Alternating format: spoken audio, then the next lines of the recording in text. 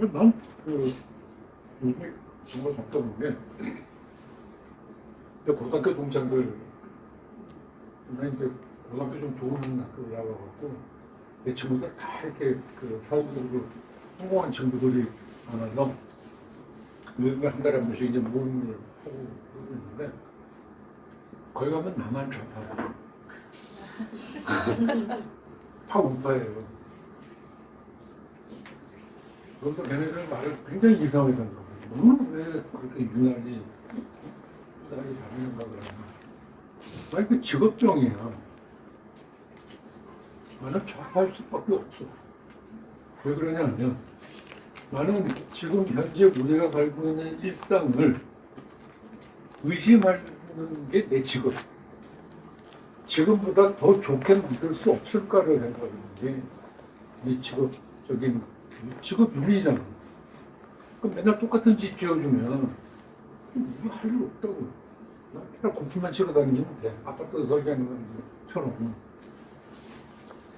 근데 뭔가 지금과는 다른, 지금보다 더 나은 거를 만들려면 어떻게 생각을 해야 되고, 뭘 바꿔야 되고, 하는 그런 것들을 생각할 수밖에 없는 게 우리 직업이니까 나는 그래서 그걸 진보라고 부르면 이상하고 나는 진화론자예요. 그러니까 건축가는 진화론자일 수밖에 없는 게 숙명인데 도우이토라는 일본 건축가가 프리츠커 받은 사람입니다. 그 사람 프리츠커 받기 전에 우리가 서울건축학과에서 그 코러스도 부르고 탄메이도 부르고 해가지고 몇 건축가들하고 이제 그 렉처도 하고 이제 그런 걸 많이 했었는데 그때 도요이토라는 건축가가 와가지고 우리한테 했던 이야기가 그 사람 한국에서 태어나서 빼운동에서 태어난 그 지안파예요. 근데 이 양반이 뭐라고 얘기하냐면 자기가 보기에 한국 사람들은 새로운 거를 굉장히 두려워하는 것 같다는 거예요. 나는 그거를 뭐라고 번역을 했냐면 우리나라 사람들은 다름과 틀림을 구분하지 못한다라고. 나하고 다른 생각을 하면 저는 틀렸다. 그잖아요. 쟤는 왜 저렇게 생각하지? 라고 이렇게 보지를 않고 제 생각은 내 생각하고 다르네. 여러분들 이렇게 옷 같은 것들만 이렇게 오늘 입는 것도 뭐 간단한 거를 살 때도 백화점이나 뭐 이렇게 지나가는 상가에서 마음에 드는 거 딱 보고 딱 고를 수 있으면 제일 좋은데 그걸 자꾸 골라야 되는 경우들 있잖아요. 이거 뒤지고 있으면 그 판매하는 사람들 나서 뭐라 그래요? 요새 이게 제일 잘 나간다. 그러니까 안심하고 사는 거예요. 그러니까 그런 식으로 우리는 어떻게 하면 남다르게 뭔가 돋보이는 걸 해볼까라는 시도를 하지 않고 그냥 남하듯이 하면 안전한 거예요. 나는 그게 그러니까 그 새로움을 어려워하고 다름을 틀림으로 이제 생각한다든가 그다음에 그 안정적인 선택을 하려고 하는 가장 큰 이유는 뭐냐? 자신감의 부족이라고 합니다. 자기의 선택에 대한 자신이 없는 거예요. 내가 무슨 선택을 했는지 안 했는지 누가 뭐래든 나는 내가 하고 싶은 걸 할 거야 라는 식의 그렇게 이렇게 질러대는 거에는 굉장히 이렇게 이 인색할 정도라고 생각을 해요. 근데 왜 그럴까? 라고 생각해 보면 우리의 땅이 그래서 그런 겁니다. 지금 남북 한 합치면 4,300만 평인가 그래요. 평으로 해가지고는.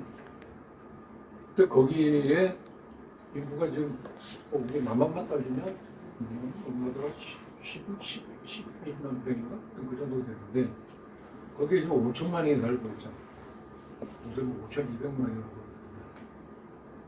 10분 내에 마무리. 아니 10분만 쉬었다가 할까요? 여기까지만. 시계 보기 시작했다.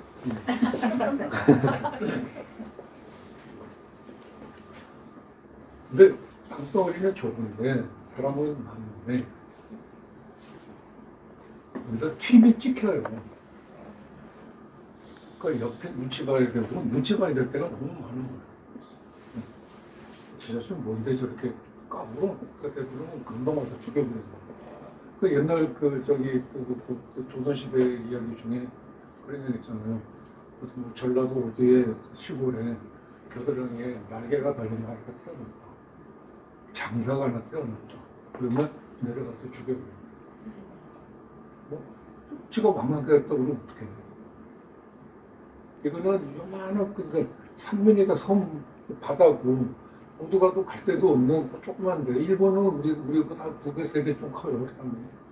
이제 거기 애들 모여가지고 옹기종기 살고 있는데 여기서 튀면 찍히는 거예요. 그래서 튀지 않으려고 하는 그런 습성들이 있는 거예요. 근데 요즘에 이제 잘 튀고 있잖아요. 여기저기서 그냥 막 제주 것들 발휘를 하고 있는데 그게 지금까지 억눌려 왔었던 게 세상의 세계의 구조가 바뀌면서 그 취업 부분은 이제 그런 게 되고 있는 것 같은데 건축은 언제나 될까?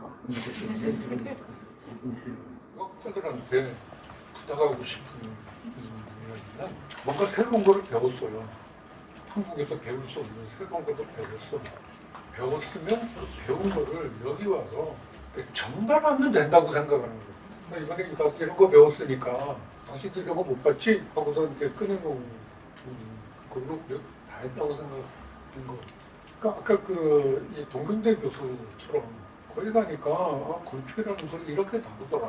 또 배웠으면 그걸 가지고 한국화시키는 한국적인 걸로 이렇게 번역을 하는 그런 작업으로 자기 표현을 거기에다가 자기 생각을 나는 내가 하려고 하는 그 건축이라는 게 내가 새롭게 배운 지식과 그다음에 내가 기왕에 가지고 있었던 지식을 합치면 이렇게 지혜라는 게 되지 않을까? 단순히 지식의 전달이 아니라 지식에는 3가지 단계가 있다.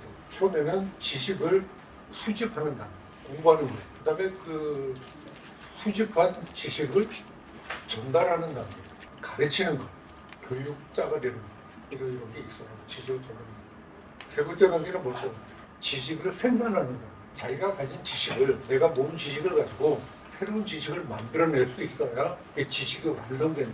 근데 나는 우리나라의 수많은 지식인들이 보통 교수라고 보면 그 교수들 중에 새로운 지식을 생산해낸 교수가 몇 명이나 있죠?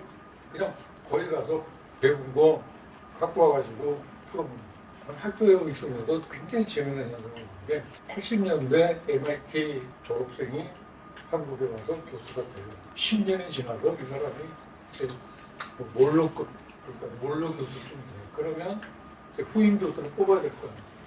같은 MIT 출신을 뽑아. 근데 10년이 지났어. 그럼 얘가 다른 이야기를 해. 원조 MIT 교수하고 다른 이야기를 한단 말이야.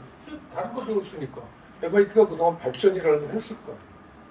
그러면 이 선생님은 화내는 거야. 이 새끼 가만히 있어. 떠들지 마. 그러면 또 이 10년 후배인 MIT 출신은 그 선생님 은퇴하고 나갈 때까지 가만히 있어. 빨리 가지만 살아요. 그래야지 자기가 길을 피니까 하는 식으로 우리는 굉장히 이렇게 지식을 고착화시킨다고 할까? 그런 게 성향이 굉장히 강한 것 같아요. 꼰대라고 하는 사람들의 특징이 뭐냐면 자기가 다 옳아. 나는 이렇게 해서 살아서 지금까지 성공한 상태로 인생을 살았어. 그러니까 내가 한 일이 다 옳은 거야. 그런 사람들이 어떤 경향을 보이냐면 남의 말 안 들어. 그럼 내가 옳은데 내가 성공했는데 자식도 잘 키웠고 사업도 잘했고 그러니까 내가 살아온 방식이 옳은 거야라고 정답이야라고 생각을 해버리는 거예요. 근데 그거는 생각을 열지 않고 남의 말을 듣지를 않는다는 게 뭐냐면 그걸 보고 지식이 굳어버렸다고 그래서 고지식하다고 그래요. 지식이 굳어버리는 거예요. 그냥 고지식하는 사람이 돼요. 그러고 이제 라떼 하는 얘기는 하죠. 근데 그게 정말 나는 조금 학교 욕을 해서 미안하긴 한데 혹시 여러분들도 그럴까 봐 그러는 거예요. 내가 중앙대학교 들어가고 다른 뭐 그동안 강사 같은 거 하면서도 여러 번 이제 시도를 했었지만 학교에 이제 특강 시리즈라는 게 있어. 그 정규 수업 외에 이제 외부 사람들 모셔다가 하는데 저도 건축과에서 하는 특강은 건축가들 불러다가 강의식 자기 발표시키는 나는 내가 처음에 들어가가지고 한 학기 특강 스케줄을 이제 내가 짜겠다. 그래서 특강을 짜는데 소설가, 영화 감독, 오페라 지휘자, 그다음에 또 뭐 하여튼 그런 사람들로 하고 건축가는 8개를 하는데 두 사람만 넣었나? 그래. 근데 그 재밌는 거는 대충 이제 강의 프로그램 짜고 이제 섭외라는 걸 해야 될 거 아니야. 그래서 이제 예를 들면 소설가한테 전화를 했어. 그래서 첫 마디가 뭐냐면 나 건축 몰라요.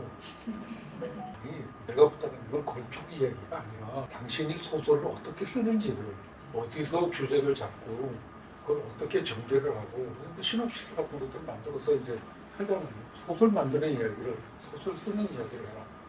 영화 감독한테는 영화 만드는 이야기를 해주면 우리가 그거를 건축으로 번안해서 들 테니까. 그러니까 창작이라는 과정이 건축이라는 창작 과정과 다 이렇게 서로 다 각장이 다르지만 어느 선에 가면 맞나. 아까 그 패션 아이센다는 분도 우리 마누라가 패션을 해요. 어느 정도 선에 올라가면 뭐 공통되는 게 생겨. 만나진다. 그 새로운 걸 만드는 거야. 창작이라는 건 창의가 있어야지. 창의를 이렇게 실제로 만들면 창작이 되는 거고 창작품이 되는 거잖아. 그런 것들을 그냥 그 해서 이렇게 강의를 준비를 하면 일단 학생들이 안 와.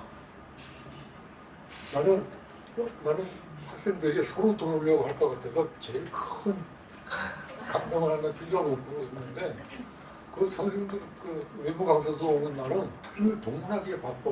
그 선생님들한테 또 초청 강사한테 얼마나 미안해. 썰렁하네. 그래서 막 뽑아오라고 뭐 가서 수업하고 있는 방에 들어가고 수업 그만하고 빨리 특강 들어오라고 뭐 시키면 그 선생님들이 또 해. 우리 건축가인데 왜 영화 강연을 하냐고. 들어보면 새로운 얘기도 들을 수 있고 남들 어떻게 하는지 알 수 있으니까 좋은 경험이니까 가서 들어가고 아, 이거 빼가서 들어야 돼요? 이런 식이고 그렇게 해서 이제 내가 이제 그래도 좀 그 연차가 있으니까 막 억지로라도 이제 끌어서 얘기를 갖다 놓잖아.